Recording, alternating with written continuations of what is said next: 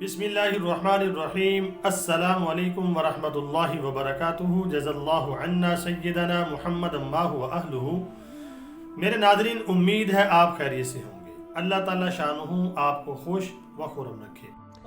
محمد مصطفیٰ احمد مجتبیٰ، سب کہہ دو صلی اللہ علیہ وسلم۔ آپ کا ارشاد ہے، آپ نے فرمایا بلغوا عنی ولو آیا، پہنچاؤ میری طرف سے چاہے وہ ایک آیت ہی کیوں نہ ہو۔ تو میں کوشش کرتا ہوں کہ اللہ کے رسول صلی اللہ علیہ وسلم کی احادیث جو ہے وہ آپ کے سامنے رکھوں، خصوصاً وہ والی احادیث جس میں آپ نے امت کو فتنوں سے بچاؤ کے بارے میں یعنی کہ تلقین فرمائی ہے، جس میں چھوٹے بڑے فتنے بھی ہیں اور سب سے بڑا فتنہ جو فتنہ دجال ہے، اور دجال جب خود آئے گا تو آپ نے ہمیں احادیث کے ذریعے بہت سی باتوں کی پیشن گوئیاں فرما دی ہیں۔ تو میری کوشش ہوتی ہے کہ جو حدیث کے اندر پیشن گوئیاں کی گئی ہیں یا بچاؤ کی ہمیں تدابیر بتائی گئی ہیں نبی پاک صلی اللہ علیہ وسلم کی طرف سے، وہ آپ تک پہنچاؤں۔ بلغوا عنی ولو آیا، اس حدیث کو سامنے رکھتے ہوئے تاکہ میرے لیے بھی یہ صدقہ جاریہ ہو اور میری نجات کا ذریعہ ہو۔ دجال کا فتنہ اتنا سنگین ہے کہ تمام انبیاء نے اپنی امتوں کو اس فتنے سے ڈرایا ہے۔ نبی پاک صلی اللہ علیہ وسلم نے بھی صحابہ کو یعنی کہ دجال کے فتنے کے بارے میں بہت ڈرایا ہے اور امت کو آگاہی فرمائی ہے کہ دجال جب آئے گا تو ہم نے کیا کرنا ہے۔ یہ شکر ہے اللہ کا کہ ہمارے نبی نے ہمیں اس سے بچنے کی تدابیر جو ہے بتائی ہیں۔ تو آج میں ایک حدیث پیش کرنے جا رہا ہوں۔ آج کی ویڈیو کا ٹائٹل اور موضوع بھی یہی ہے، ہوشیار ہوشیار، دجال اور شیطان مل کر لوگوں کو اس طرح گمراہ کریں گے۔ ایک دیہاتی کے پاس دجال اور شیطان آئے گا۔ آئیے حدیث پاک کو پڑھتے ہیں۔ حضرت اسماء بنت یزید رضی اللہ تعالی عنہ سے روایت ہے کہ رسول اللہ صلی اللہ علیہ وسلم میرے گھر پر تشریف فرما تھے۔ آپ صلی اللہ علیہ وسلم نے دجال کا ذکر کرتے ہوئے فرمایا، اس کا سب سے سنگین فتنہ یہ ہوگا، وہ ایک اعرابی کے پاس آئے گا۔ اعرابی کہتے ہیں دیہاتی کو۔ آ کر کہے گا، اگر میں نے تیری اونٹنی زندہ کر دی تو تم میرے رب ہونے کا یقین کرو گے؟ وہ کہے گا ہاں۔ چنانچہ شیطان جو ہے اس کے سامنے اس کی اونٹنی ہی جیسی شکل میں سامنے آئے گا، تھن بھی پہلے سے زیادہ اچھا اور کوہان بھی زیادہ ابری ہوئی ہوگی۔ اس کے بعد ایک دوسرے شخص کے پاس وہ آئے گا۔ وہ شخص جو ہوگا اس کے باپ کا انتقال ہو چکا ہوگا۔ اس سے کہے گا، اگر میں تمہارے باپ اور بھائی کو زندہ کر دوں تو تم مجھے رب مانو گے؟ وہ کہے گا کیوں نہیں۔ چنانچہ شیاطین اس کے سامنے اس کے باپ اور بھائی کی شکل میں آ جائیں گے۔ اس کے بعد نبی اکرم صلی اللہ علیہ وسلم کسی ضرورت سے باہر تشریف لے گئے۔ جب واپس آئے تو لوگ اس بات کی وجہ سے بہت پریشان اور غم زدہ تھے۔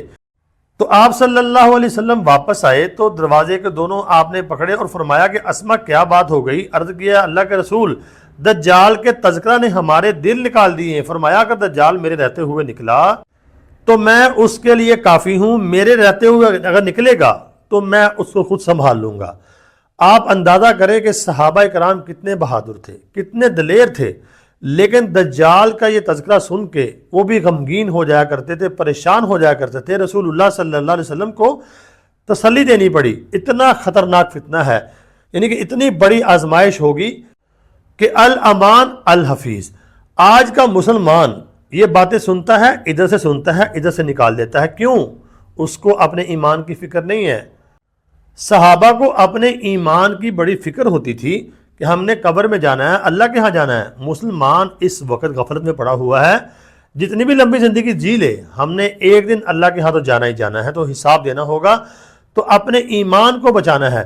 تو رسول اللہ صلی اللہ علیہ وسلم نے فرمایا کہ میں تمہارے لیے کافی ہو جاؤں گا، میں نپٹ لوں گا اس سے۔ فرمایا اگر میرے بعد یعنی وہ آیا تو ہر صاحب ایمان کے لیے اللہ میرا خلیفہ ہوگا۔ تو حضرت اسماء رضی اللہ تعالیٰ عنہ نے عرض کیا، اللہ کے رسول، ہم آٹا گوندتے ہیں لیکن روٹی نہیں پکا پاتے کہ ہمیں شدید بھوک لگ جاتی ہے۔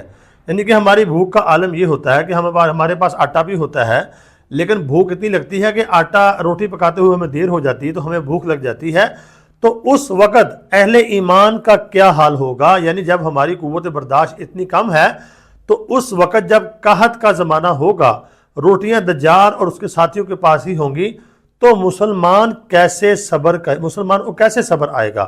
تو آپ نے فرمایا جو چیز آسمان والوں کے لیے کافی ہوتی ہے وہی چیز میری امت کے لیے ان کے لیے کافی ہوگی، یعنی کہ اللہ کی تسبیح اور اللہ کی تقدیس۔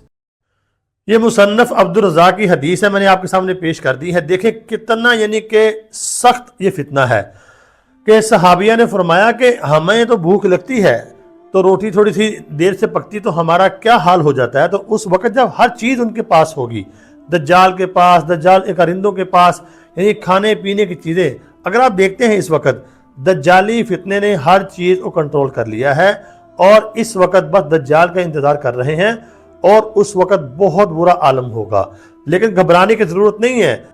قربان جائیں آمنہ کے لال محمد مصطفیٰ صلی اللہ علیہ وسلم پر کہ آپ نے ہماری یعنی کہ اس وقت کی بھی رہنمائی فرما دی۔ کیا فرمایا کہ اللہ کی تسبیح اور تقدیس جب میری امت یہ کرے گی تو دجال کے فتنے سے محفوظ ہوگی۔ سب سے پہلے تو میرے ناظرین نماز آتی ہے، فرض نماز جو ہے ضروری ہے، اور اس کے بعد فرمایا اللہ کی تسبیح کرنا یعنی کہ ذکر اذکار کرنا، اللہ کی پاکی بیان کرنا۔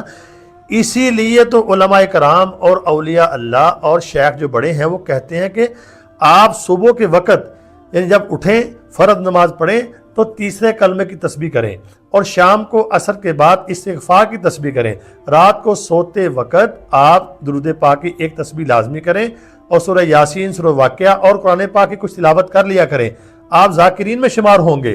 تسبیح اور تقدیس یہ دجال سے بچانے کا بہت بڑا ہتھیار ہمارے نبی نے ہمیں بتا دیا ہے۔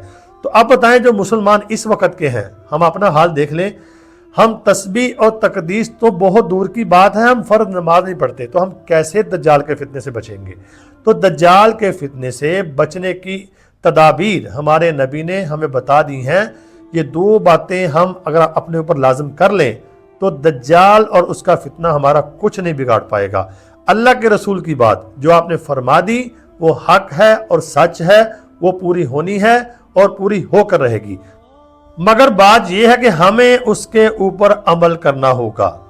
اگر ہم اس وقت امت کا حال دیکھتے ہیں تو یقین کریں ہم دین سے بہت دور ہو چکے ہیں۔ اللہ ہی ہے ہماری مدد فرما دے۔ دیکھیں میں تو یعنی کہ ہمیں تو ہے حکم ازاں، ہم تو یعنی کہ بتا رہے ہیں، آپ تک ویڈیو پہنچا رہے ہیں، عمل کرنا آپ کا کام ہے۔ اللہ سے دعا ہے اللہ مجھے بھی آپ کو تمام امت مسلمہ کو ان حدیثوں کے اوپر عمل کرنے کی توفیق عطا فرمائے۔ اللہ رب العالمین تمام امت مسلمہ کی خیر فرما دے۔ تو ویڈیو کو آگے شیئر ضرور کرنا تاکہ زیادہ سے زیادہ مسلمانوں تک پہنچ سکے اور وہ نبی پاک صلی اللہ علیہ وسلم کی احادیث کی روشنی میں اپنی پلاننگ کریں۔ تو ویڈیو کو آگے شیئر ضرور کرنا، لائک بھی کرنا اور کمنٹ بھی کرنا۔ چینل کو سبسکرائب نہیں کیا، سبسکرائب ضرور کرنا، دعاؤں میں ضرور یاد رکھنا۔ السلام علیکم۔